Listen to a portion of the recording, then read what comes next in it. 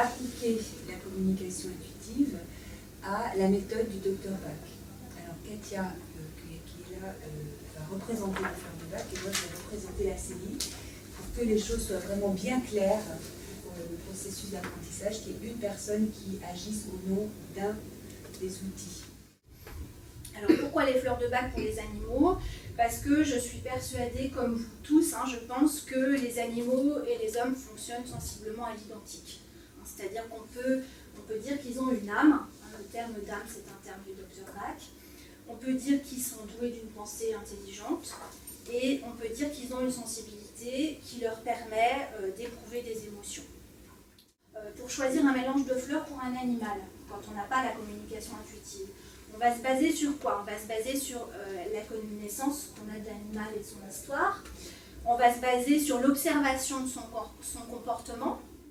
Donc les fleurs de Bach, donc une complémentarité, mais je dirais aussi un prolongement de la communication intuitive. Parce que avec la communication intuitive, qu'est-ce qui se passe? On a des informations. Qu'est-ce qu'on fait de ces informations? Les animaux fonctionnent beaucoup avec les émotions et que c'est quelque chose qui est assez méconnu et pour lequel il n'y a pas tellement, pour ce genre de difficultés que peuvent vivre les animaux, les difficultés d'ordre émotionnel, il n'y a pas tellement d'outils alternatifs disponibles.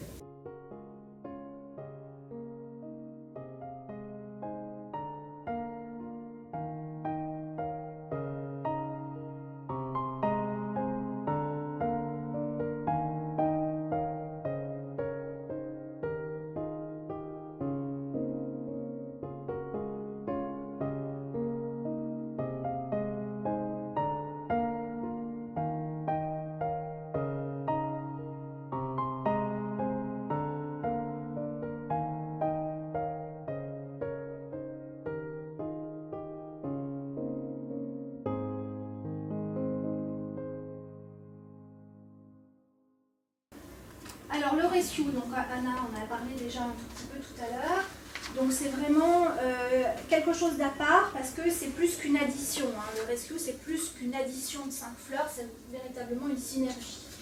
À tel point qu'on considère presque que le rescue en fait c'est une fleur à part entière. C'est un remède à part entière. Alors quelles sont les différentes fleurs qui sont dans le rescue? On a Cherry Plum. Donc, Cherry Plum, la fleur qui est conseillée dans le cas de pression intérieure très forte et quand on a peur de perdre le contrôle de soi. Clématis contre la tendance à partir et pour rester bien présent. Impatience, donc stress, tension mentale. Rock rose pour tout ce qui concerne la terreur, les peurs paniques, vraiment les frayeurs extrêmes. Et puis Star of Bethlehem, la fleur qu'on associe beaucoup au trauma et au choc. C'est-à-dire que là, il y a eu, je dirais, un survol rapide des fleurs. Et puis maintenant, eh bien, nous allons voir comment la communication intuitive peut s'associer à l'utilisation de ces fleurs de Bach. C'est Looping, c'est un géant des Flandres, donc c'est des lapins de chair.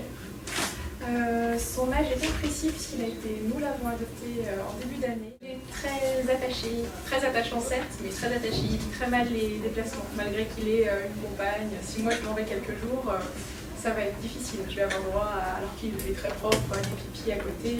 S'il a quelque chose à faire passer aussi, ça va être pipi à côté.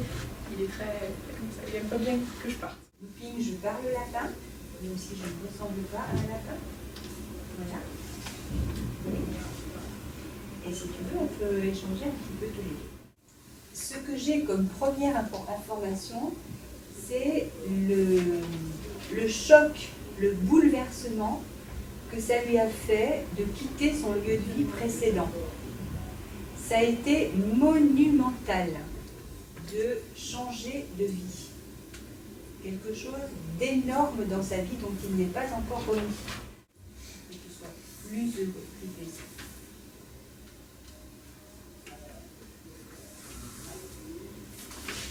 Pour l'instant, je m'arrête là dans la communication et je vous écoute pour les suggestions de remèdes.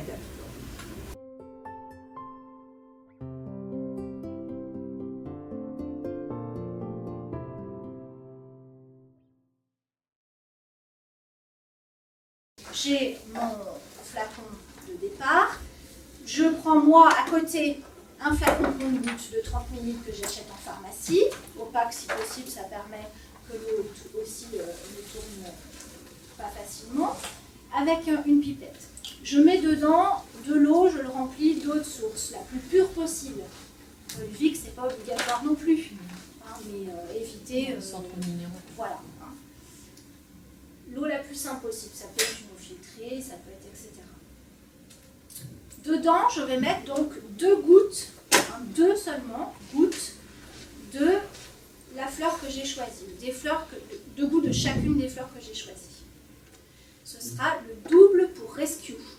Donc pour Rescue, c'est pas 2, c'est 4. Donc le double pour Rescue, sinon c'est 2. Je mets donc 2 gouttes de cette fleur dans Moon. Et c'est tout, j'ai mon mélange. Je peux rajouter une pipette de cognac.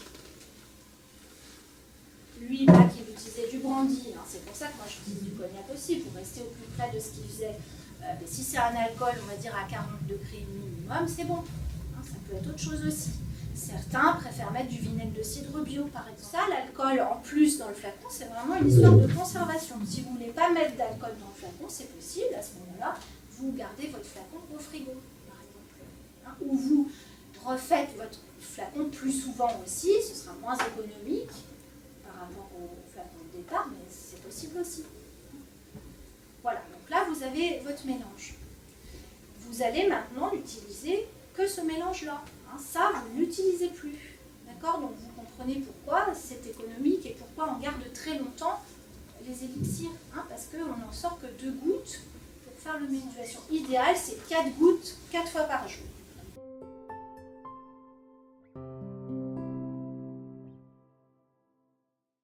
Voilà, tu nous entends, Vanessa?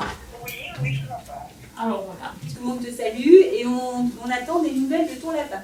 Oui, alors, donc j'ai fait la nécessaire hier, aujourd'hui aussi.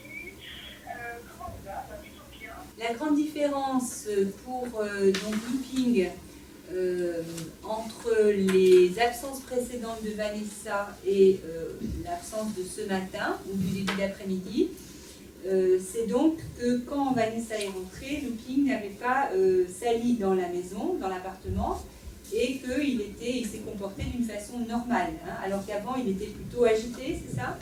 Oui. Voilà. Ok. Donc c'est peut-être pas très spectaculaire, hein, ça se récapitule en une phrase, le comportement a changé.